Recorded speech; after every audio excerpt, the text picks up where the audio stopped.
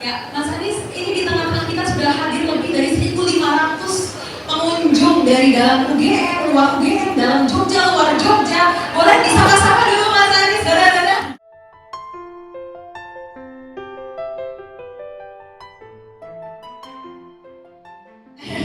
Assalamualaikum semua.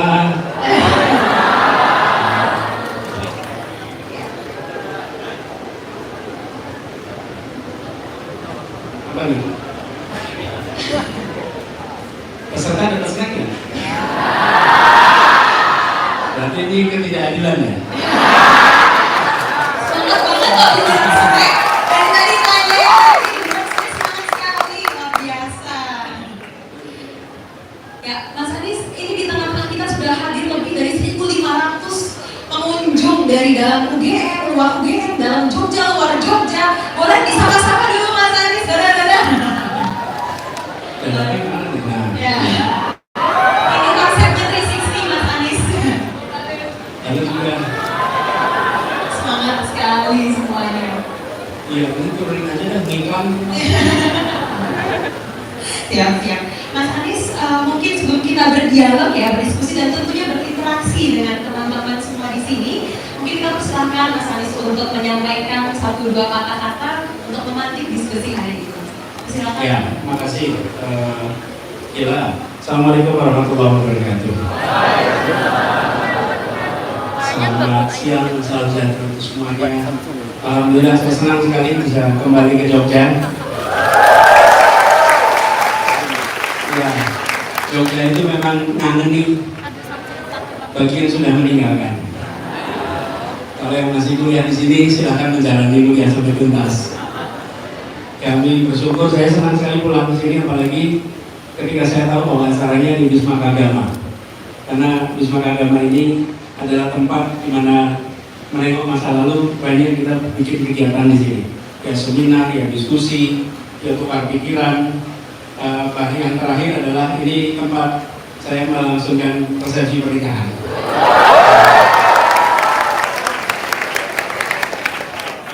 Udah resepsi belum? Iya, saya resepsi pernikahan saya di sini dan tempat ini seperti saya bilang tadi penuh dengan kenangan. Senang sekali bisa kembali dan senang sekali bahwa teman-teman muda di Jogja, baik yang mahasiswa maupun yang tidak, memilih untuk datang berdiskusi, berpikir bersama. Temanya kepemimpinan anak muda di era digital dan ini yang harus kita sama-sama rebut. Karena itu ketika judulnya demokrasi dalam genggaman, maka artinya apa yang Anda bikin hari ini adalah alat untuk memenangkan demokrasi di Indonesia.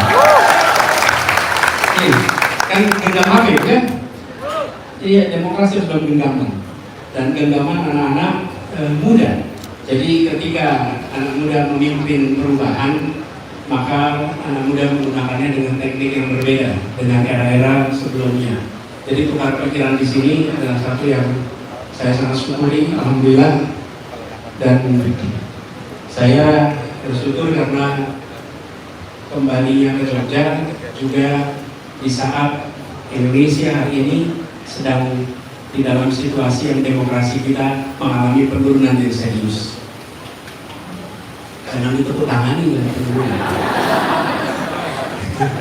kalau tepuk tangan itu betul mengalami penurunan yang serius. Karena itu kita harus bekerja bersama-sama. Ini 25 tahun sejak reformasi dan yang bekerja paling depan ketika reformasi adalah mahasiswa, maka yang harus menjaga dan menguatkan demokrasi hari ini adalah juga mahasiswa yang hari ini. Jadi ini PR kita sama-sama. Terima kasih buat semuanya. Nanti kita berdiskusi sama-sama. Saya berharap kita lebih banyak tukar pikiran, lebih banyak berdiskusi, dan sambil saya ingin belajar juga dari teman-teman, terutama yang sudah aktif di dalam pergerakan perubahan seperti ini. Gitu ya kira ya, sebagai komentar ya. Terima kasih. Assalamualaikum. Waalaikumsalam warahmatullahi wabarakatuh. Terima kasih banyak Mas Anies untuk pengantarnya. Nah, kita langsung masuk aja ya teman-teman, karena udah nggak sabar banget mau diskusi dengan Mas Anies. Mas, kemarin itu banyak banget yang penasaran di mana kamu tanyain dong gitu ya. Karena udah penasaran kan Mas Anies ini langsung bisa dibesarkan juga oleh Gajah Mada ya. Alhamdulillah. Jadi sebenarnya pada pasaran Mas Anies itu tempat favorit makannya itu kantin Fakultas Mana sih Mas? Atau Mas Anies jangan-jangan tim bekal Iya, dulu makanya di Bonbin.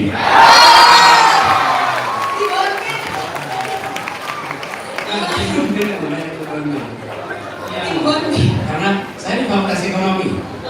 Banyak yang mengira Pak Anies fakultas sospol ya, fisipol. Bukan, saya di fakultas ekonomi. Saya kuliah fakultas ekonomi.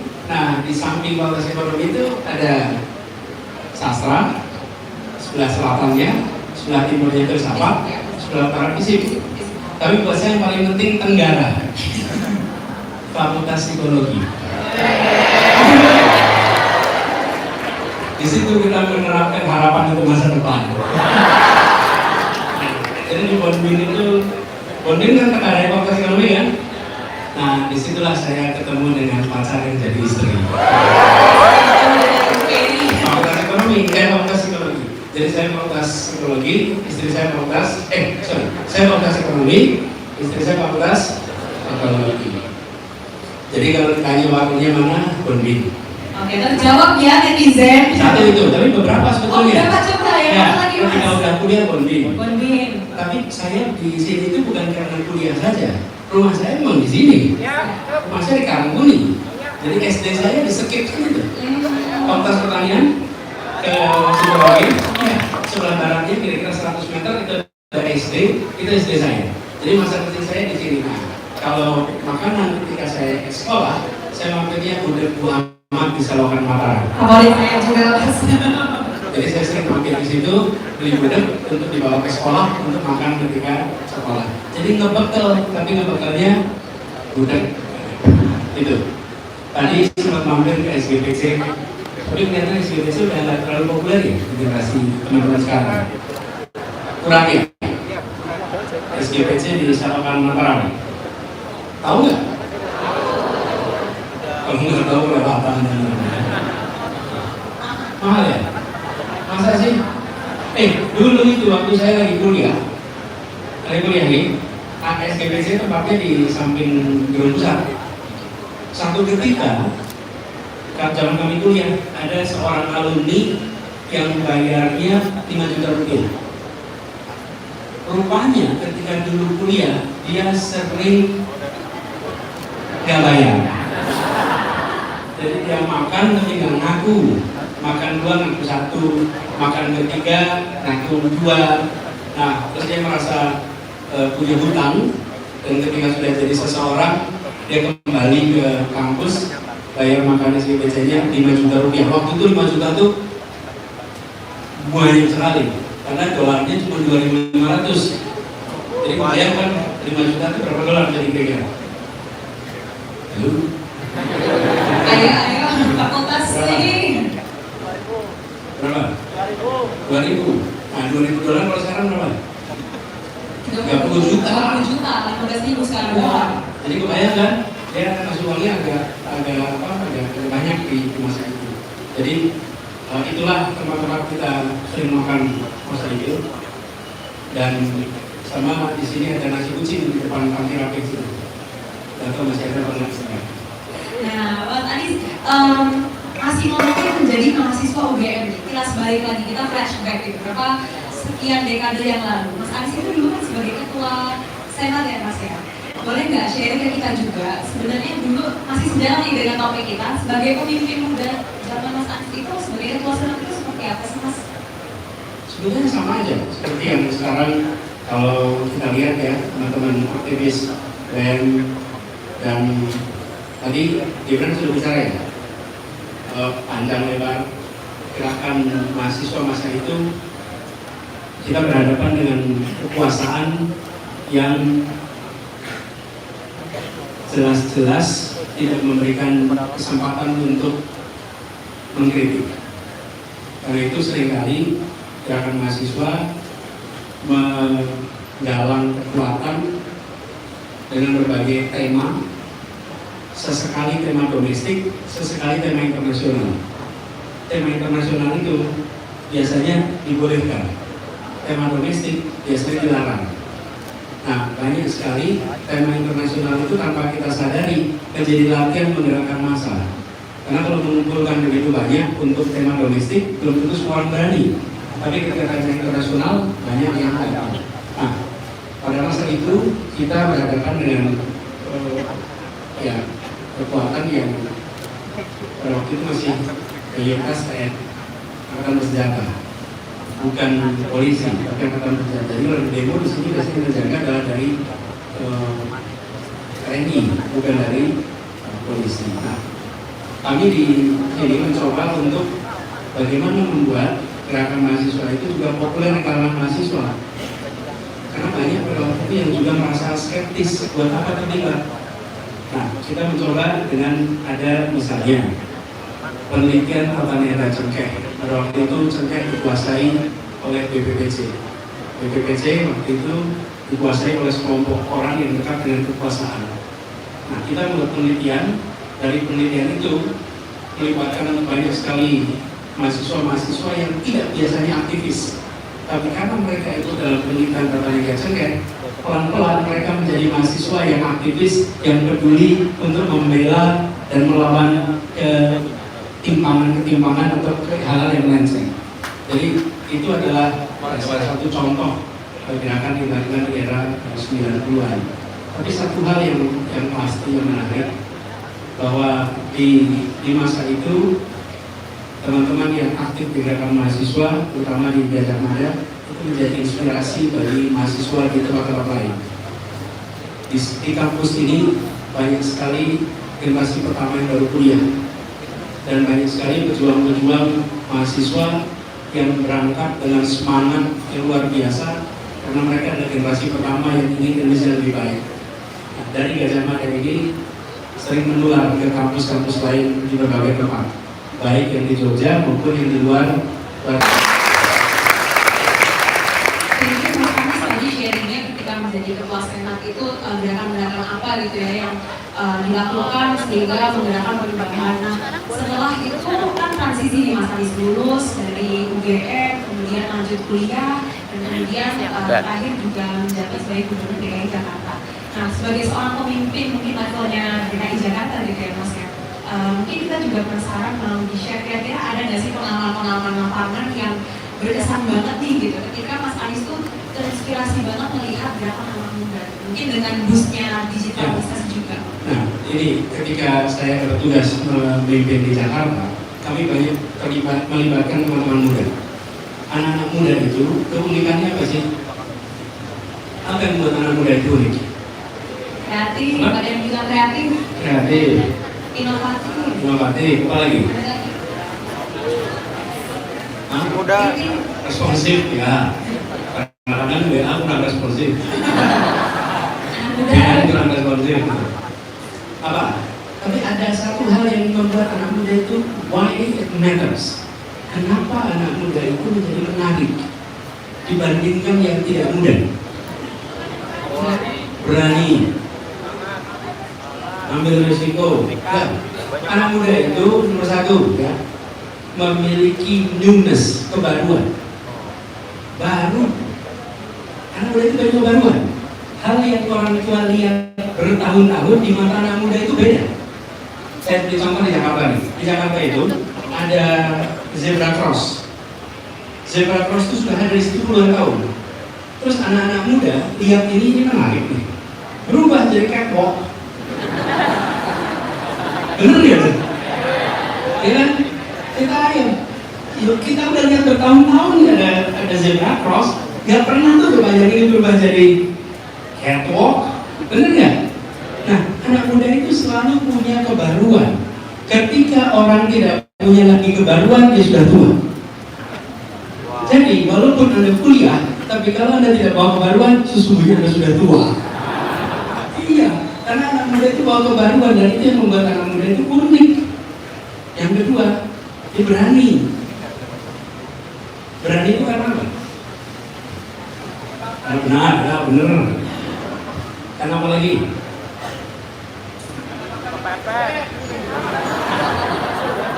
Diulang mas.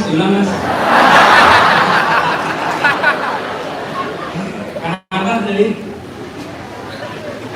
Saya mau ulangin, tapi pakai mikrofon saya repot ya dulu. Ya, karena bapaknya punya kuasa ya. Tapi jangan gitu, oke? berani karena benar. Kenapa lagi? Ya berani itu karena bernyali. Oke. Yang kedua, berani karena tidak tahu risiko. Benar nggak? Iya. Jadi karena masih muda, maka pemahaman atas risiko menjadi lebih sedikit, sehingga lebih berani daripada yang paham semua risiko. Ada anak muda bawa kebaruan, bawa keberanian, dan justru karena kepolosannya, sering disebut ketidaktahuannya, maka dia berani mengungkapkan hal-hal yang oleh generasi sebelumnya tidak berani diungkapkan. Karena itu jadilah anak muda yang pemberani, yang membawa keberanian untuk mendorong pembaruan. Ya. Jadi, nah itu yang unik dari anak muda. Karena itu saya melihat kalau teman-teman muda, ya harus selalu bawa keberanian. Inilah yang unik. Jadi saya pun beberapa kali sempat bilang, Anda disebut muda karena bawa kebaruan dan Anda bicarakan masa depannya. Tapi kalau tidak bawa kebaruan, maka Anda sudah tua. Itu, mudah-mudahan jawab ya. Ya, luar biasa. Nah, Mas Adi, sebenarnya seberapa penting sih anak muda itu untuk mengetahui risiko? Maksudnya, apakah lebih baik mereka mengetahui risiko tersebut supaya bisa membuat semacam calculated risk gitu ya, atau lebih baik mereka memang supaya nyalinya semakin kencang tidak tahu risiko sama sekali atau tidak ya, sebenarnya teman-teman muda bisa mengungkapkan karena punya beban. Anda tidak punya konsekuensi khusus yang harus ditanggung. Selain itu juga Anda punya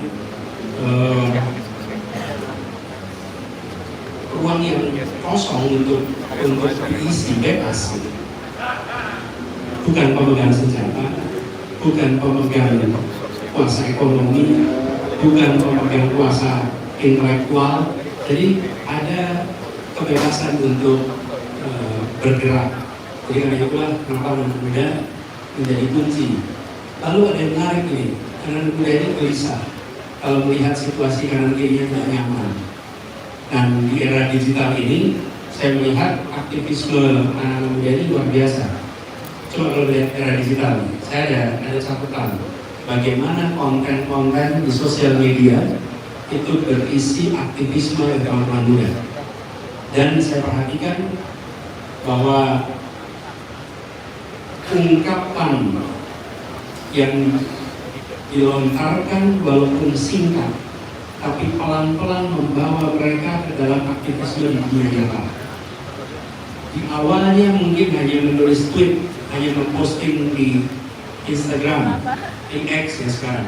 Tapi dalam perjalanannya itu membawa ke dalam percakapan yang akhirnya mendorong mereka untuk aktif di dalam aktivisme real, bukan hanya aktivisme digital.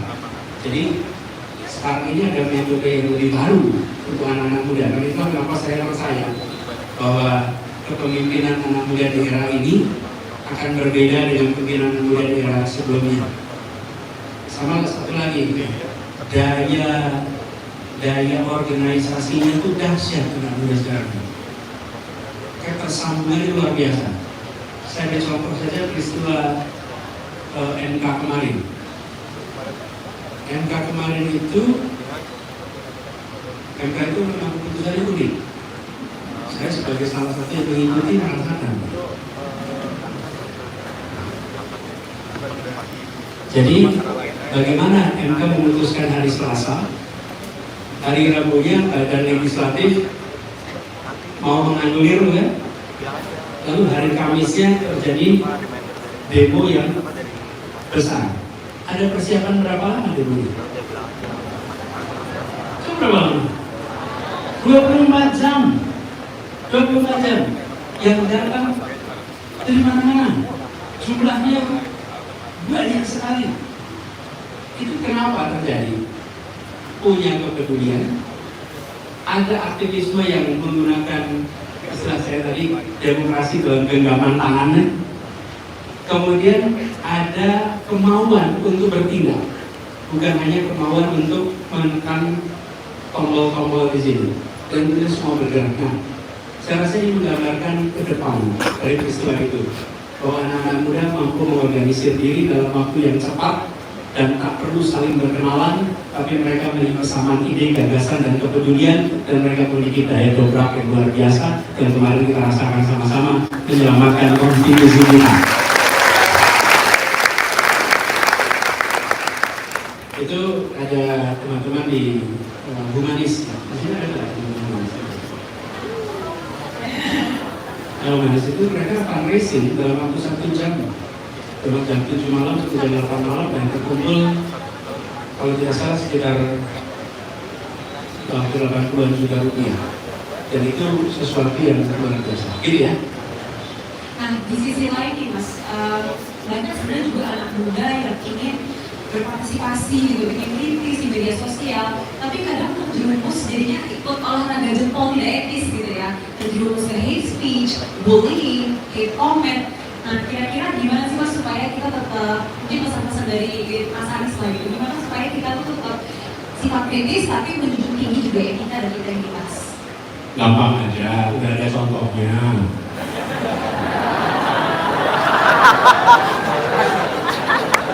Jangan gitu, nanti Anda akan dapat masalah di kemudian hari. Betul nggak? Iya. Jadi gunakan ini dengan bertanggung jawab.